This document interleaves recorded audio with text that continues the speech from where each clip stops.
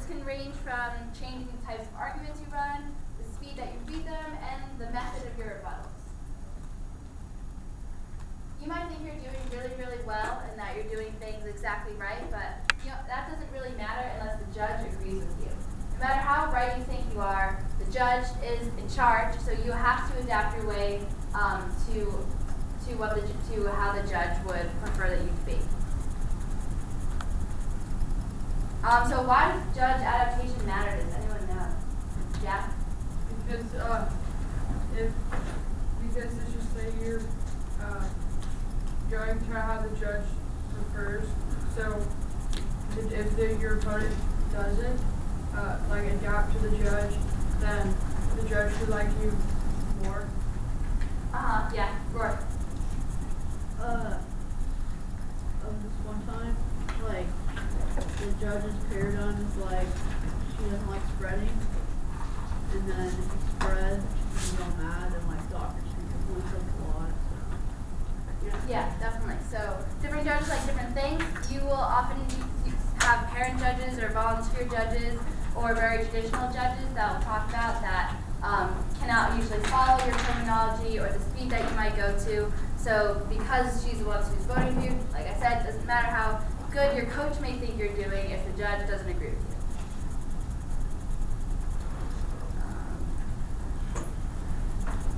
you. Okay, so there's different types of judges that you will have judging you. The first type is a lay judge. These judges might be parents, they might be volunteers, some teachers. These people usually don't really know much about debate. There are often people who think that debate is when people, kind of like a political debate, when you come up to the podium and have these long talks, but really even though we know that it's more of we talk fast and do technical things, these judges want to see a nice debate and they don't really understand our terminology and stuff. Some individuals might not enjoy these judges, but I would argue that is because they don't know how to utilize these judges to their advantage, which is the purpose of this lecture on how to adapt to judges. If you're from a circuit where your particular style of debate isn't something that's usually accustomed to with the judges, you can also, if you know what MGPs are, craft for layer judges if you know how to work with them better than other people in your circuit, right? Does that make sense so far? So this is a very, very important tool that you can have in your toolbox depending on who's the judge in the back of the room. Yeah, and then the next type of judge, which is very similar to a lay judge, is your traditional judge. These judges know what debate is. They're not a parent. They know what criterion, value, contention is, and all those things. But these are usually probably maybe older judges or just judges who don't debate on the circuit enough. And they care more about the value criterion, and good speaking skills and good philosophy instead of all theory and technical types of debate. So for these types of judges, you don't want to make crazy arguments or crazy speed, or you don't want to assume that they don't know the debate either, because they do know it. They just want to see a nice philosophical stock debate about the value and the criterion and the good heart of the topic. It's not that they don't know about these other crazy arguments out there, but they just don't think debate is a place to make those arguments. But rather, their vision for debate is one where you actually discuss the topic and have a meaningful discussion, right? What's your name? Come on. Okay.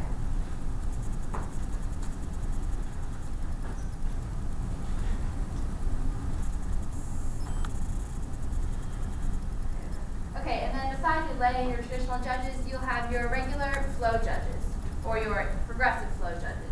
These are the types of judges, like me and Troy, all of the other staff members here, who probably did debate for a while and know what's going on, know all the technical stuff, and usually do just whatever you want in front of these judges.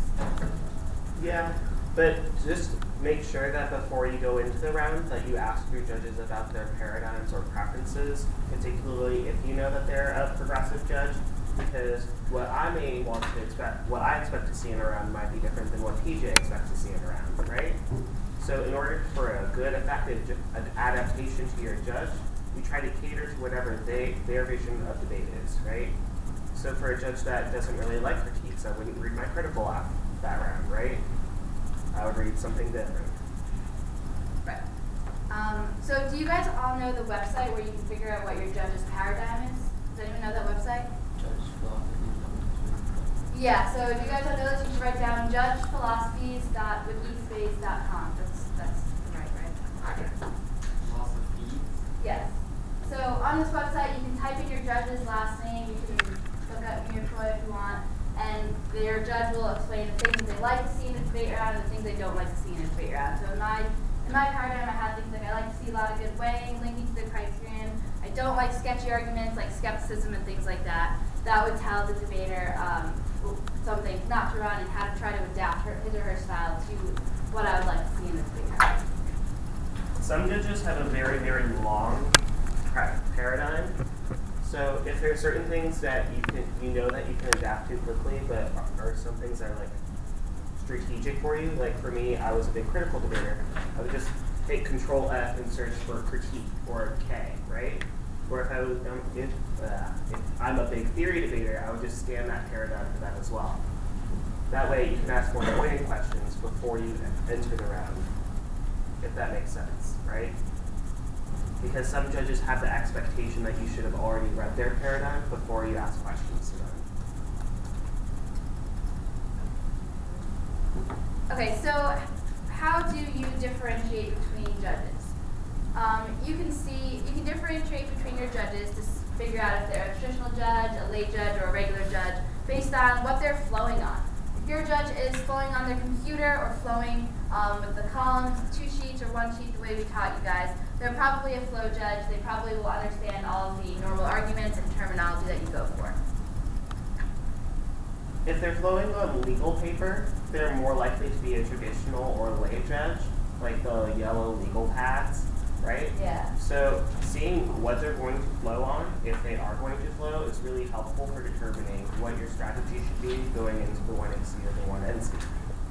Yeah, and also you can look at how they're flowing. Are they doing it vertically, the correct way, as Grace knows, or are they doing it horizontally? Do they have a notebook where they're just taking notes in?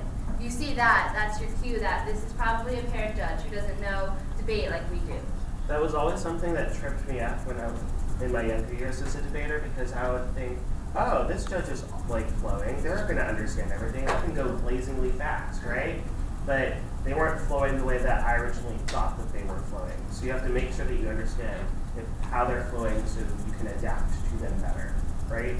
Just because they're taking notes doesn't mean that they can handle your speed or crazy arguments. Yeah.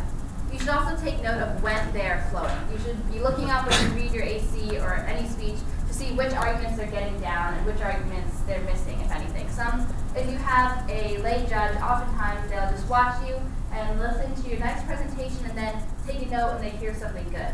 So if you see your judge isn't really flowing, but then they take a note every once in a while, make sure you note down on your flow what they're taking note of, so you know that that's something you should talk about later in the debate round and make a big deal because your judge really thought it was important as you first said it. Another thing to note is if they are flowing, some judges flow on the ballot, which confuses me a bit. But if they are doing that, then you can understand what type of judge they are, right? Because usually more progressive judges flow on 2 separate sheets of paper rather than on the actual ballot. So now we're going to get into what you actually have to do to adapt. So the first thing you need to do when you're adapting to a lay judge or a traditional judge who doesn't know much about debate is you have to change your jargon. Jargon meaning the terms that we use only in debate, like turn, extension, all those words you learned new when you came here or when you first started. So we're going to give you a big list of words and what they originally are and what you should change them to. So if you want to make a turn, does your judge who doesn't do debate know what a turn is? No. So what can you say to change that? What does a turn mean? Work? Like switch it against them, or like say the exact opposite. Yeah, exactly. You can say the exact opposite is true. Or if it's an impact turn, if this is true, it works for my side.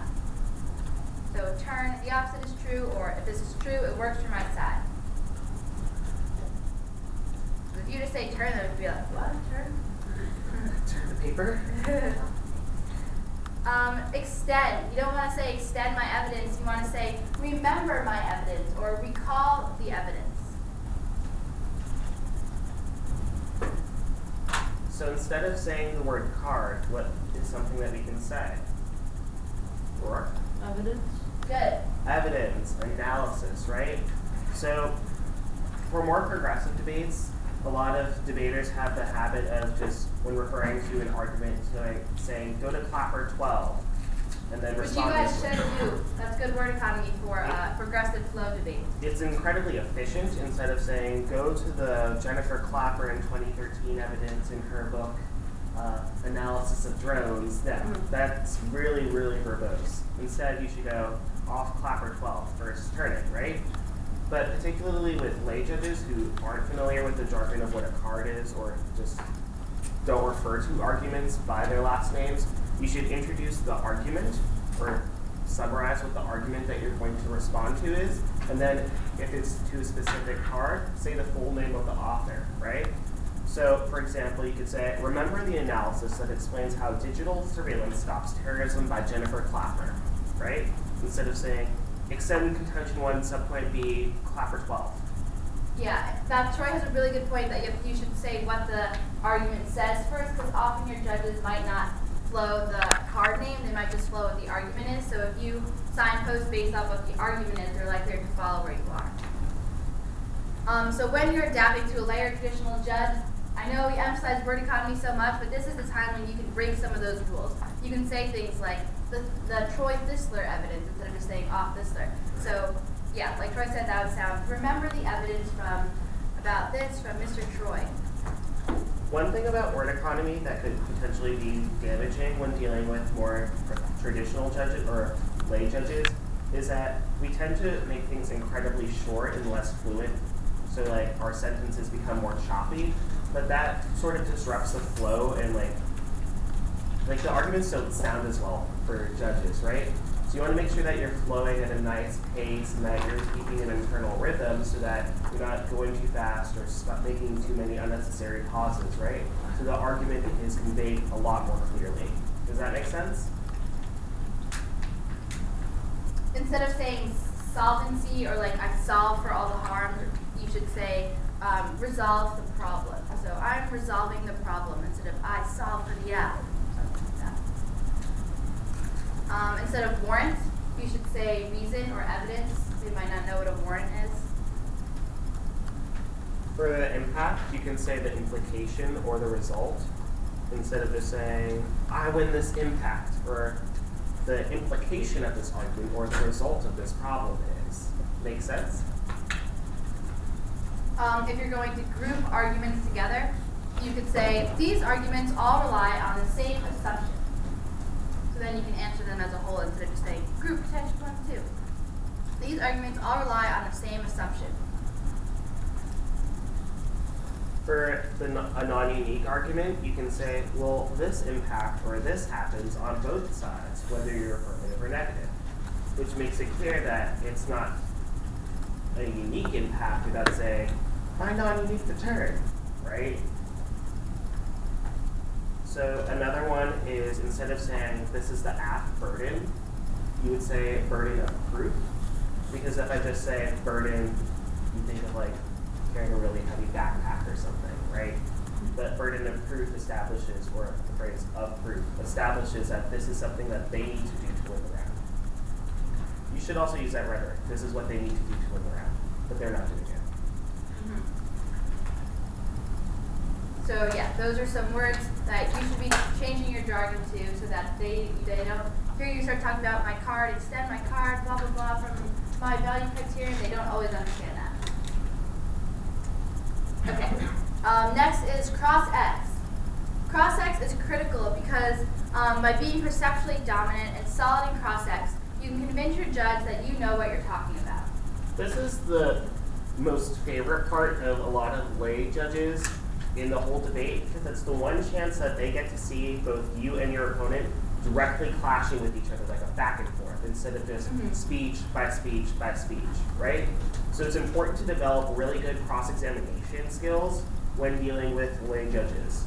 Well, they're good skills anyway, but I would say that it's more critically important for layer judges, because that's the part that they stop taking notes, look up, and seriously pay attention to how you are performing as a speaker. Sometimes they might even take notes on cross-X and just count it as part of the round.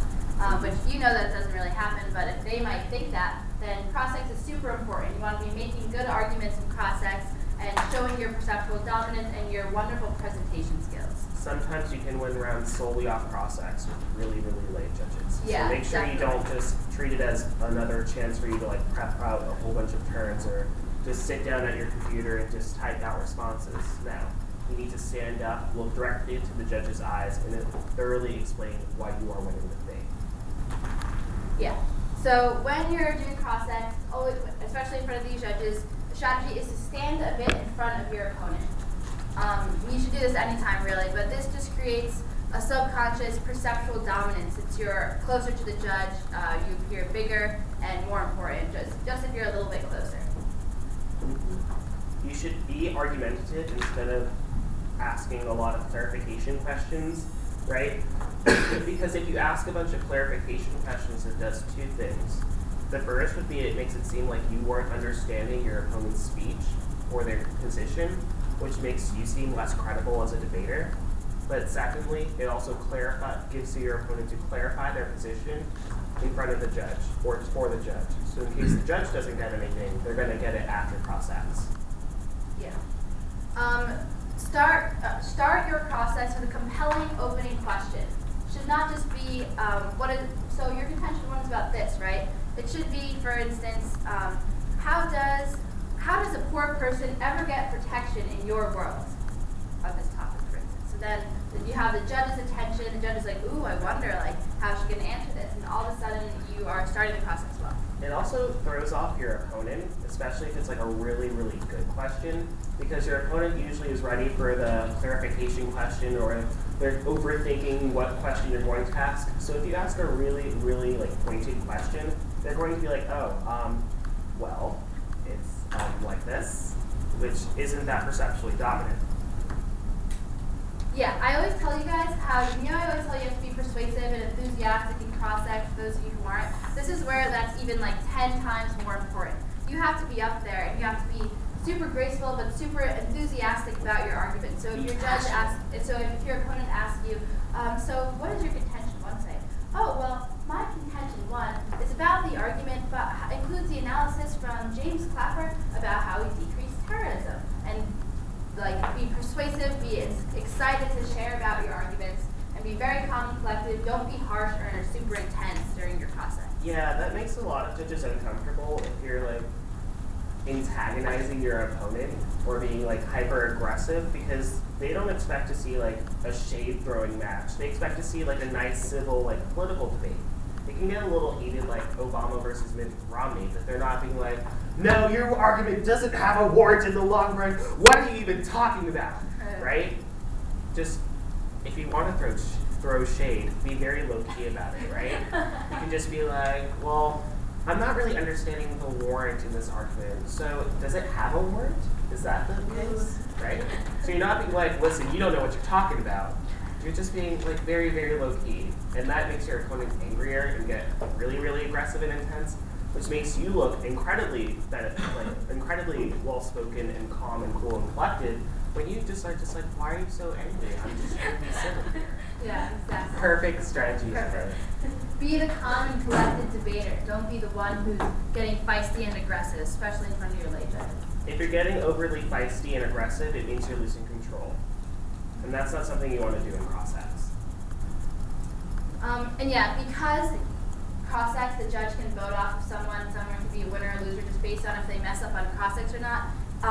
Don't say anything incriminating to yourself. You don't want to get caught in a loophole ever. If your opponent is starting to catch you in a loophole, you have to get yourself out of it. Very important.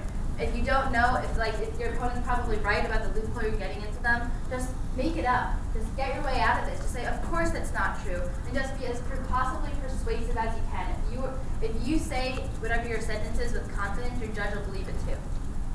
That's incredibly true. You have to fake believe what you're saying, especially if you don't believe in what you're saying, so it makes it seem like what you're saying is actually reasonable to believe. Some things not to do in cross-ex. Do not ask a question as or after the timer runs out. That's incredibly annoying to judges because they think that the timelines in debate are like strict, rigid rules, right? But when you ask a question after the timer runs out, the judge is just like, seriously, don't answer that question. Just sit down and start prepping, right? Yeah, one time when I was on a panel of 3 lay judges, at the very end of process, I was like, oh my gosh, I forgot to ask a super important question.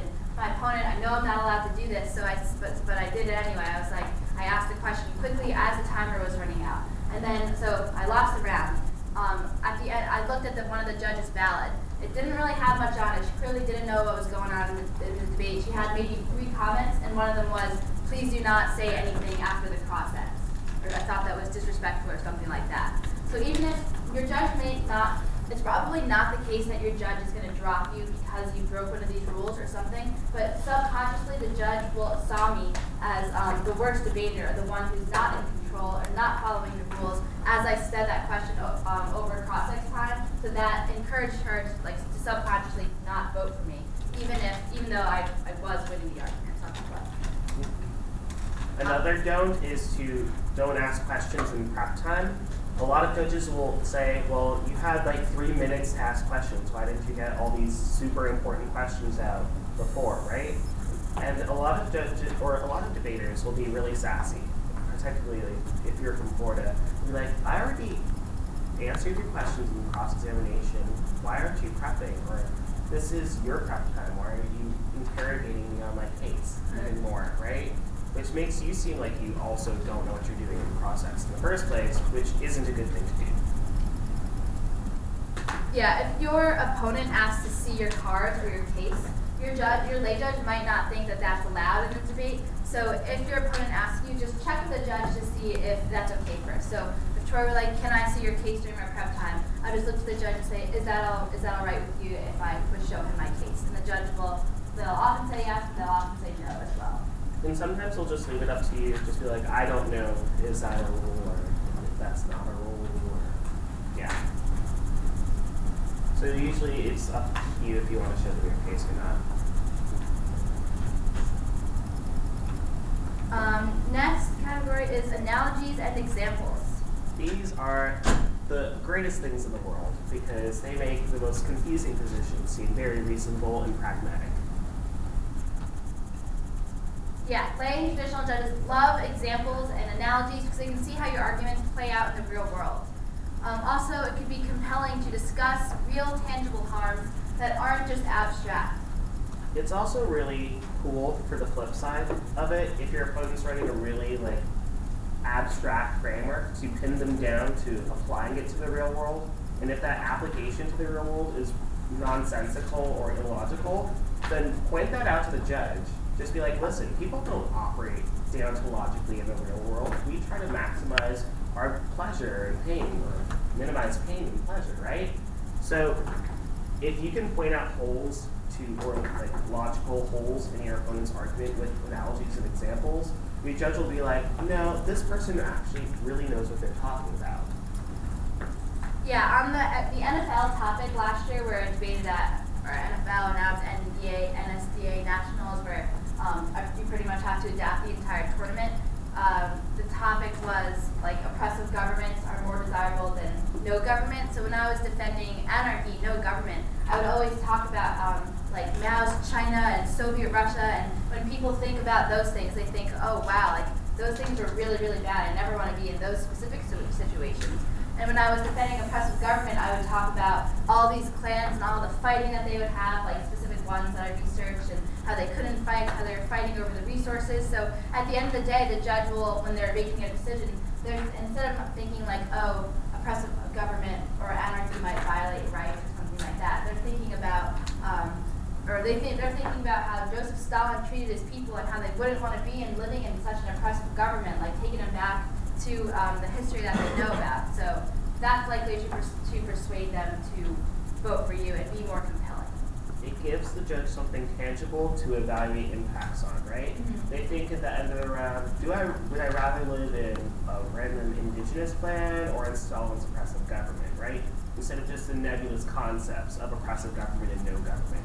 Yeah. Does that make sense? If your opponent gives an example, give a counterexample. You don't want your opponent to be the one giving the judge these things to remember and vote off of. Instead, you should switch it to the other side, give it a counterexample, your judge will remember that. This is especially really cool if you can do this in CX like really quickly. If you ask them to give you an example of how it applies to the role and they do, just be like, wait, well, why don't you take this into consideration or this into account in your example? And then give it your counterexample. Which will be like, you know, I never really thought about it that way. Good job. Yes. Also, you should give analogies and cool catchphrases to your arguments. Sometimes judges won't remember specific arguments, but a cool catchphrase will stick in their heads. For example, I had a case one time where I kept saying, I defend action over apathy in the face of threats. So the topic was something like, should the U.S. intervene in conflict? So instead of remembering the specific arguments, they might remember, man, we need to defend action over apathy. We can't just stand by. Or last year on the surveillance topic, you could say, digital privacy greases the wheels of terrorism, which just sounds cool and is like a cool catchphrase that they'll probably write that down in their flow. And one time I kept using the same catchphrase about action over apathy, and then I read the ballot, and the ballot didn't make much sense, but I saw that phrase written like 4 times on the ballot. It gives something for the judges to latch on and remember when evaluating decisions, right? Especially if you use the same catchphrase in the 1AC, 1AR, 2AR, it's going to be ingrained in their head. So some other tips, don't focus on the line by line. These judges aren't focusing on whether you drop individual answers, but they care about the big picture, right? So it doesn't matter if you answered the third subpoint to the contention 2, right? They just care if the whole concept of contention 2 has been sufficiently answered, right? So the nitpicky issues of the debate round aren't where you should be spending the majority of your time on. Does that make sense? During the last minute of the MR, you should put down your flow and crystallize. Who here knows what crystallize means? Anish. Basically voters. Yeah, like Yeah. voters. Basically, voters kind of like summarizing up your arguments, talking about the big main points, why you win. It's kind of like taking a step back and just painting a picture for your judge. Yeah, On this is how the round's gonna go, right? This is how we get from this point to this point to this point to your ballot with my name on it. Yeah, if you put down your flow in that last minute, just have a conversation of the judge, make it super clear what your arguments are, paint that picture. Especially if you put down your flow, you're probably going to give a lot better eye contact, which really, really sets you apart from your opponent who's just like buried into their computer, right? It ensures that you're going to be more persuasive as a speaker, especially when you are talking about the big picture, which the judge should be evaluating, or will probably be evaluating. The 2IR should be all crystallizing and voters, so instead of doing a line by line, you only have 3 minutes to win the round. To focus solely on the big picture and make sure that you're winning on the big picture, because the judge is going to vote on the big picture instead of contention 2, subpoint A, the third warrant in your clapper card, right? It also is a lot really cool to break down the entire debate to a few issues, so you can effectively crystallize or do big picture analysis a lot more easily, right? Yeah, the 2AR is really your chance to put down the flow, forget about the contention and the signposting, and just talk about the main arguments with your judge. Just lay it down. There's judge, we talked a lot about the framework and all these specific arguments, and I'm just going to tell you the 4 most important arguments, the things that you should vote on. If you drop things, it's really okay. You can make sure you're talking about the big arguments, painting the picture, lay it down to the judge, make it super simple for them. One thing that you should know is that if the judge isn't flowing, make eye contact and connect with them. This is strategic. This is like throughout the entire round sort of thing instead of just a specific speech. So one thing that I would do in the 1AC is memorize the first 30 seconds so I can recite it, just looking at the judge, analyzing to see if they are flowing or if they're not flowing or how they are flowing, so that can be those steps that we discussed earlier, right? Especially when it comes down to the 2AR, you can see, oh, so that, or the 1AR, oh, that argument that I said is the biggest issue in the round, they're not really flowing it, so I'll focus more time in the 2AR on another issue. Make sense? It just really helps with time allocation if you know what the judge is getting down. Because it doesn't matter what you have down on your flows at the end of the debate, it matters what the judge thinks is important in the round. Another cool tip is to open each speech with a prepared line that you're going to say. So this could be one of two things. One, it could be saying something like, this debate comes down to two main arguments. So already you have your judge's attention. You're going to start already summarizing what the two things that the judge is going to vote on are. Or you can start with something catchy. For instance, because humans need more than mere life, I negate. So that's like something that's kind of deep. It's just like, ooh, cool. Yeah, pulls the judge in right away so that all of a sudden they're watching you and ready to hear your speech. Even if it's not just late judges, this is a very cool option because you can get sassy or funny in the round. Like, one of my favorite lines is, this debate round isn't Burger King and my opponent isn't going to have it their way, right? Makes you do a, yeah, that's funny, right? Mm-hmm. But if you have like a room full of people because it's a big elims round, you can get really sassy and just make the room erupt with laughter, right? So on framework, you can make the value and value criterion a voting issue, right? This is really, really bad to do normally. You guys know that, right? When you're having a regular progressive round, because that can't be a voting issue. But here, in some lay judges will often end up voting on the value. You can make this whole big deal. I value societal welfare. It's really important. I'm showing you throughout the case how I protect societal welfare, or I care so much about justice. We give these people a living wage. It's super just. Talk about the value. Be incredibly passionate about it too, right? Yeah. Because if you just like bland and dry, they're not going to really like, enjoy your speech. Yeah, normally we tell you guys only to link to the criterion, but here in these rounds, you definitely should link to the value too. So you can say paying living wage protects people's rights, and more importantly, it protects justice. Another thing when establishing your framework is to not make it too, like, make your case too framework intensive, right? Because some debaters will tend to have a 5-minute framework and a 1 minute of a contentional level, but the judges here are expecting to understand what the topic is. That's why I sometimes make you write the topic on the board so they know exactly what issues you're going to be discussing. So you should keep your framework short and without too dense philosophy or too philosophically based, so they can actually get that debate that they're expecting to hear in the first place. Does that make sense? I'm not saying your framework shouldn't be good or warranted, but don't overly warrant your framework, if that makes sense. Yeah. Next is presentation. Presentation is very, very, really, really important. Your judge is looking at how you're dressed, what you're reading off of, how you're standing, what you're doing. This is really important to the judge because this can determine whether you come off to the judge as a professional debater who is very strong and intelligent, or someone who is more sloppy or not as professional and serious as you are.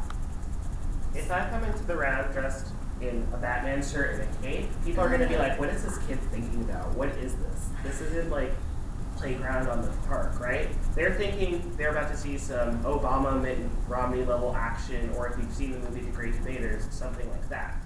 So it's really important to make sure that you look presentable and your looks are on point for that day, right? Think of it like a job interview rather than just like a football game. Yeah, you should wear a professional outfit. Girls, you could wear appropriate length skirt and a blazer. My coach always really wanted me to wear a red power suit. I did not want to do that, but in case you want to go for that, your judges would love that. Boys, you should actually wear your tie and your jacket. You know, you don't always have to do that, but now for when you're going to a lay tournament, you definitely should. For the red power suit, that's something that's really big in Florida because we focus a lot on speech in South Florida.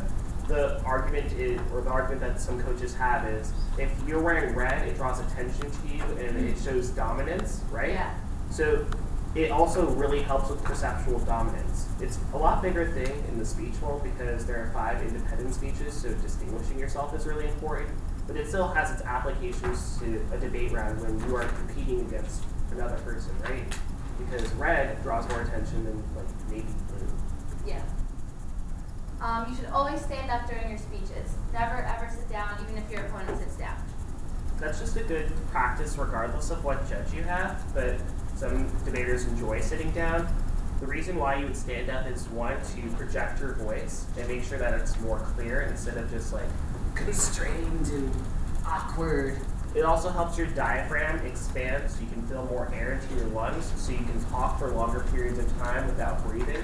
Especially if you're going to speak at faster speeds, the whole thing gets really, really distracting and annoying after a while. So just make sure that you aren't dying for air, which you can help with by standing up and projecting to the judge.